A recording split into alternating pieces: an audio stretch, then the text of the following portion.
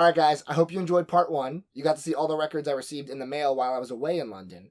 Now I'm going to show you the records that I found while I was in London. So check it out. I think you'll like what I got.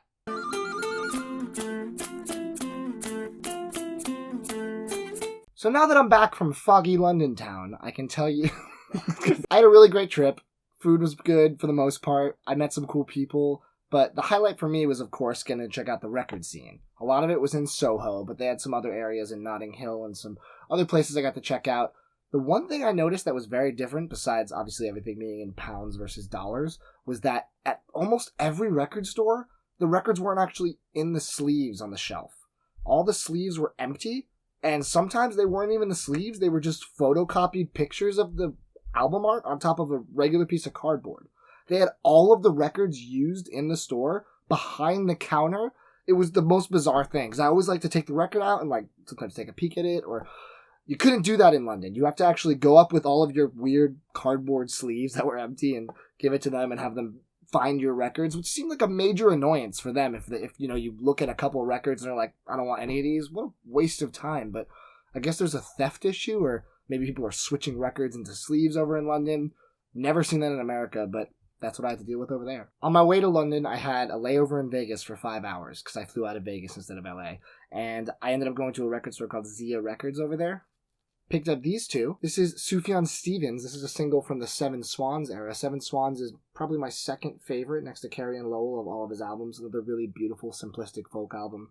And this is my favorite track on the album, The Dress Looks Nice on You, and then a B-side, Borderline, which I've never heard before. So if it's from that era, I'm sure it's fantastic. I've been looking for this for a while, and I kind of made like a little when I saw it in their 7-inch records, because there weren't too many of them, and this was a really random one for them to have. Secondly was Freelance Whale's Hannah. Hannah is one of my favorite songs off of their first album, Weather Vanes. Freelance Whale's album, Weather Vanes, went out of print 2 or 3 years ago, and goes for literally triple-digit prices. I don't know why. They're a very small band. They only have 2 albums. Their second album was not as good as their first, sadly, but the first is a masterpiece.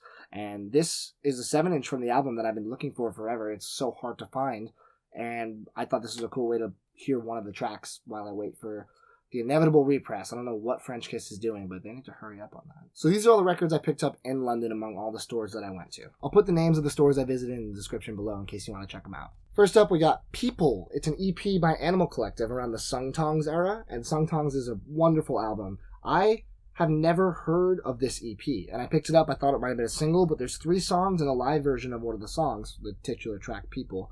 So this is really cool. I looked it up. It's worth more than I bought it for, and if they're anything like the songs on that album, I'm going to love it. This is Max Richter, Memory House. Max Richter is an awesome ambient modern classical composer. You might know him as the guy who did the theme song for HBO's The Leftovers, as well as a ton of other stuff that you may not have realized. Pretty simple gatefold, just like the music is pretty simple. Memory House is out of print. I got it for about half what it goes for in the aftermarket, which is really cool. So pretty much face value of what it cost when it was out.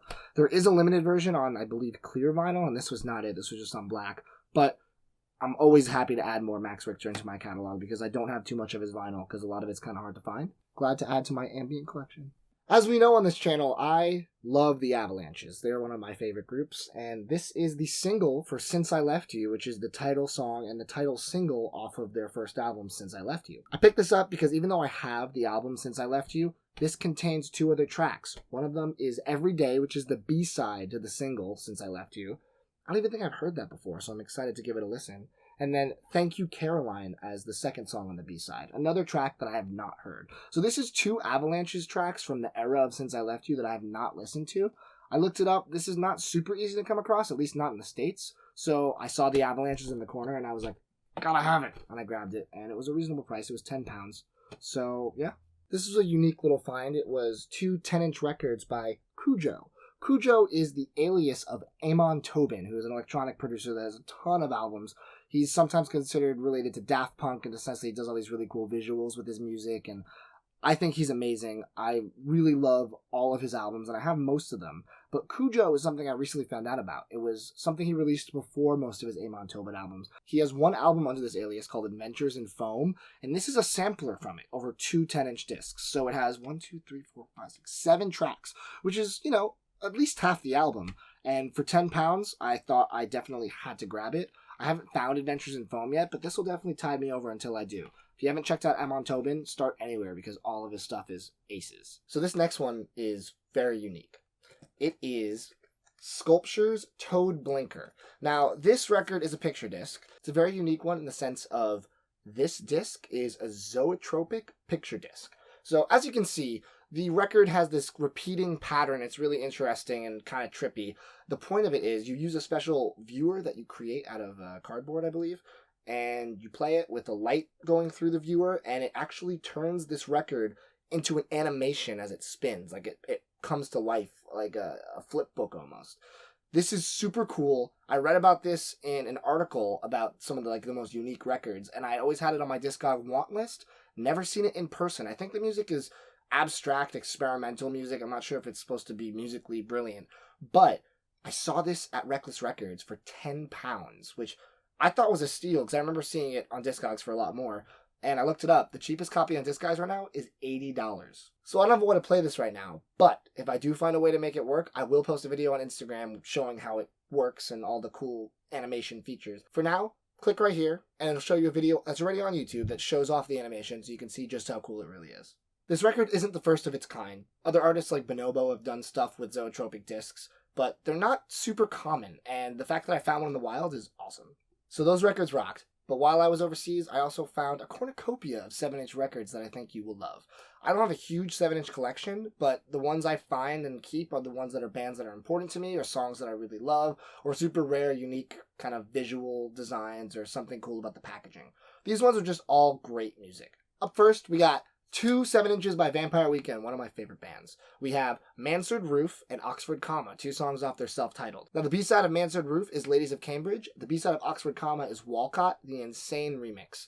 Now, those 2 songs you can't find on vinyl anywhere else. The remix is cool, but Ladies of Cambridge is one of my favorite Vampire Weekend songs, and it's not on the record, so this is the only way to hear it on wax. So these were fantastic pickups. They were very cheap. They were, I think, £7 or £8 each, and they will gladly go on my shelf with the rest of my 7-inches. Up next, we have Teen Angst by M83 off of one of their earlier albums, Before the Dawn Heals Us. So this has the song Teen Angst from the album, but the B-side is Addicted to Self-Mutilation. That's a track I have not heard, so I don't know if it was from these sessions or if it was just a bonus song on a deluxe version overseas, but it was only £1, and the disc is pretty clean, so I don't know why. Maybe they just didn't know who M83 was, but they're a pretty substantial band, and I think that they would, command a better price for their 7-inches, but hey, I'm not going to argue with £1, so pick this up. Excited to hear this new track. Hopefully it's as good as the rest of the album. So this one is Bittersweet. This is Born Ruffians. This was an EP that they did before their first album, Red, Yellow, and Blue. Now, their first album is out of print. Incredibly hard to find on vinyl. I do happen to have it. It goes for maybe $80 to $100 if you can even find it. But this EP came out, I think, 2 years before the album. One of the songs, Hedonistic Me, is on the album, but the rest of the songs were all new ones. So I was like, oh my god, it's £1. I'm gonna get it. Didn't even look at it. Brought it home. I realized only one of the 2 discs. It's supposed to be a 2-disc 7-inch EP. So there was a A-side, B-side, C-side, and D-side. I only have sides C and D. So that's kind of a bummer.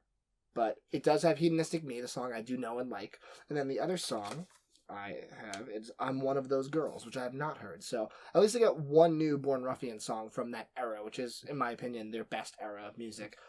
But I have to find this now. I want to track this down and hear what all these other songs are. I'm sure they're awesome if they're from Red, Yellow, and Blue era. So a little sad, but £1, not a huge loss. I'll live. I love The Strokes, and this is Someday, a collection of songs from Is This It, their debut LP, which is tied for my favorite with First Impressions of Earth.